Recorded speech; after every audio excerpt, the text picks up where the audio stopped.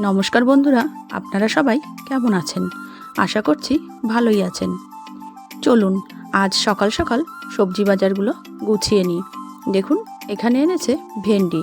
ভেন্ডিগুলো আমি প্লাস্টিকে ভরে নিয়েছি। এদিকে বিট, লাল আলু, যেটাকে আপনারা মেটে আলু বলেন বা মিষ্টি আলু, আর এদিকে রয়েছে পটল, গাজর।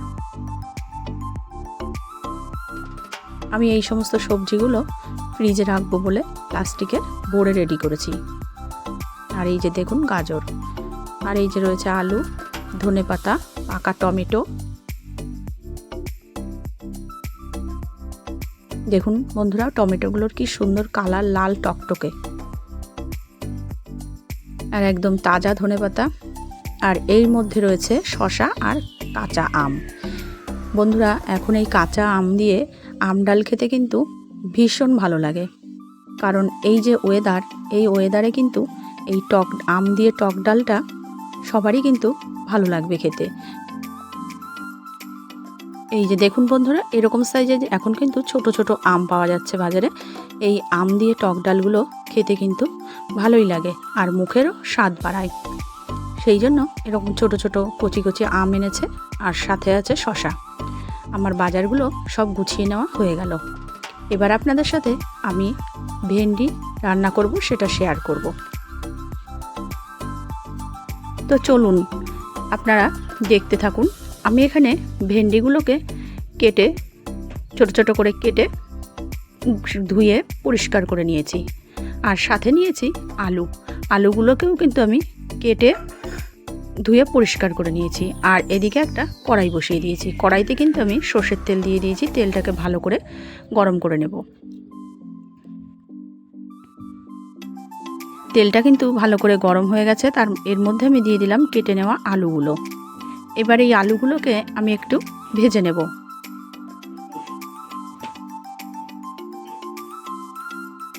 ভাজতে ভাজতে আমি এর মধ্যে দিয়ে দিচ্ছি লবণ আর একটু হলুদ।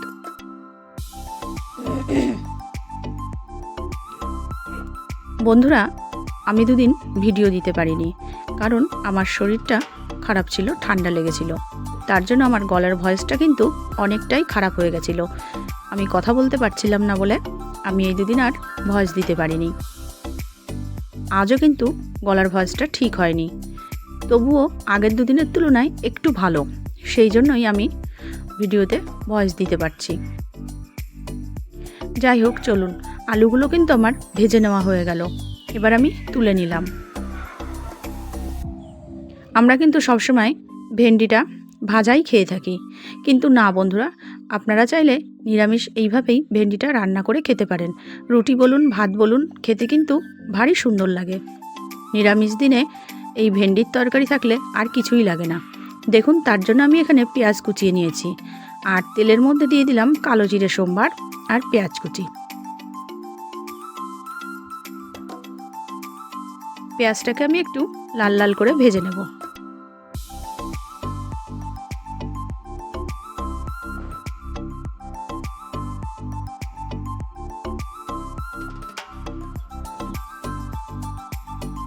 পেঁয়াজটা ভাজতে ভাজতেই আমি এর মধ্যে দিয়ে দিলাম কেটে নেওয়া টমেটো।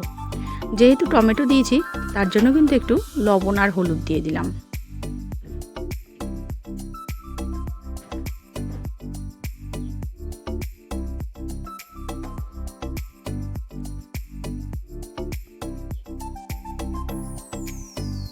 এরপর কেটে নেওয়া ভেন্ডিগুলো দিয়ে এই পেঁয়াজ আর টমেটোর সাথে ভাজতে থাকবো।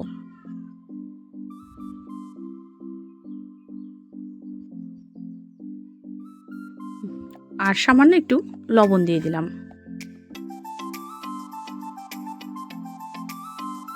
আর দিয়ে দিলাম হলুদ। আমি কিন্তু ভেন্ডিটা ভাজার সময় ঢেকে ঢেকে ভেজেছি।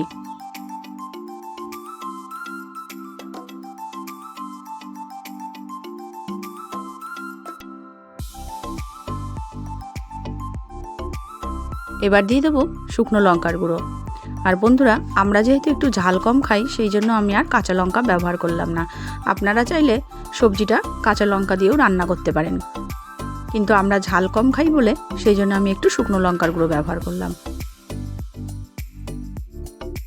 এদিকে সবজিটা ভাজতে থাকি, আর সবজিটা ভাজতে ভাজতে আমি একটা মশলা রেডি করে নেব।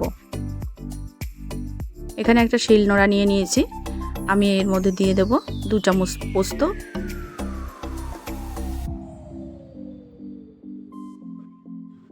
আর 1 চামচ সর্ষে। সর্ষে আর এই পোস্তটা আমি বেটে নেব। আর সবজির মধ্যে আলুটাও দিয়ে দিলাম, একই সাথে আলুটাও সেদ্ধ হয়ে যাবে।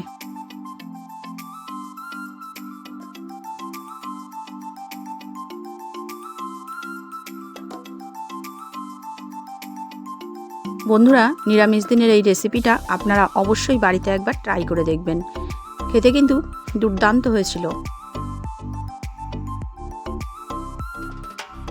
যেহেতু নিরামিষ সবজি, তাই আমি একটু এর মধ্যে চিনি দিয়ে দিলাম, আর দিয়ে দিচ্ছি বেটে নেওয়া মশলাটা, পোস্ত আর সর্ষে বাটা। পোস্ত আর সর্ষে বাটা দিয়ে ভালো করে সবজির সাথে কষিয়ে নেব। এরপর আমি দিয়ে দেব পরিমাণ মতো জল। জলটা কিন্তু আমি বেশি ব্যবহার করব না, গামাখা গামাখা করে রান্নাটা করব, সেই জন্য আমি জল বেশি ব্যবহার করলাম না। আর ভেন্ডি কিন্তু ভাজতে ভাজতে আমার সেদ্ধই হয়ে গেছে।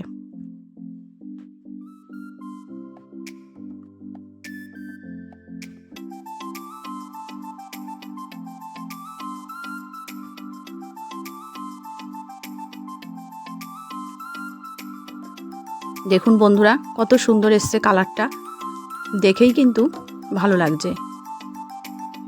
আর আমার কিন্তু রান্নাটা হয়ে গেছে।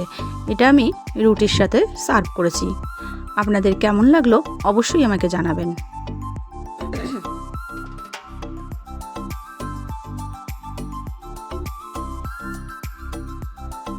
আপনারা চাইলে ভাতের সাথেও খেতে পারেন।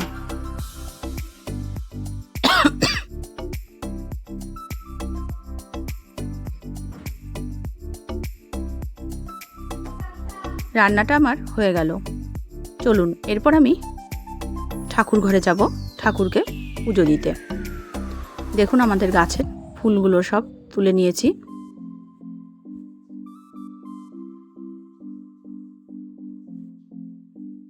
ঠাকুরকে প্রসাদে আজকে আঙুর ফল দেব, সেই জন্য আঙুর ফলগুলোকে ধুয়ে নিলাম।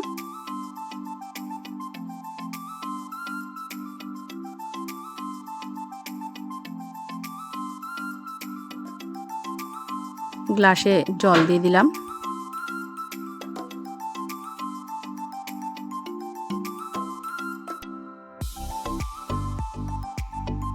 আর এবার আমি শিব ঠাকুরকে চান করিয়ে নেব।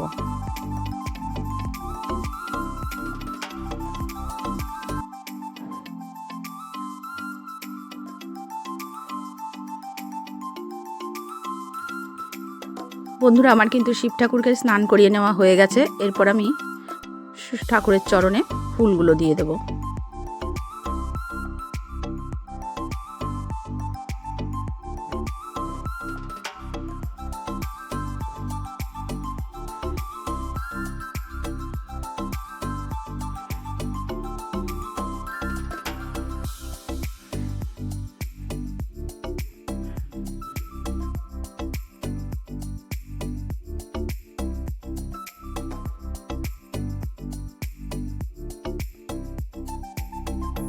আর দেখতেই পাচ্ছেন আমি কিন্তু জল সংখ্যে জল দিয়ে দিচ্ছি।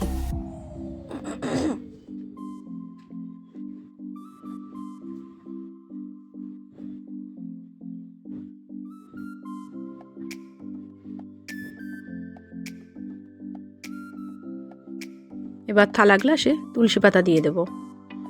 বন্ধুরা, আমার গলার সাউন্ডটা কিন্তু এখনও ঠিক হয়নি, তবু আমি চেষ্টা করেছি ঠিকভাবে কথা বলার।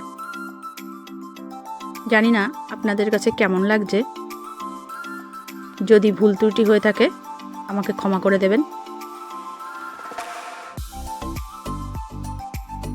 কারণ এখনও ঠান্ডা লাগাটা কমেনি, সেই জন্য গলার ভয়েসটা খুব ডিস্টার্ব করছে।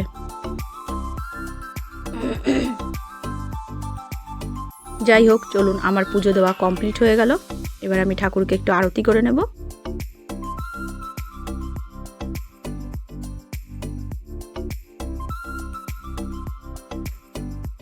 যাই হোক, আমার ভিডিওটি আপনাদের কেমন লাগলো আমাকে কমেন্টে জানাবেন, আমার পাশে থাকবেন, এভাবেই আমাকে এগিয়ে যেতে সাহায্য করবেন।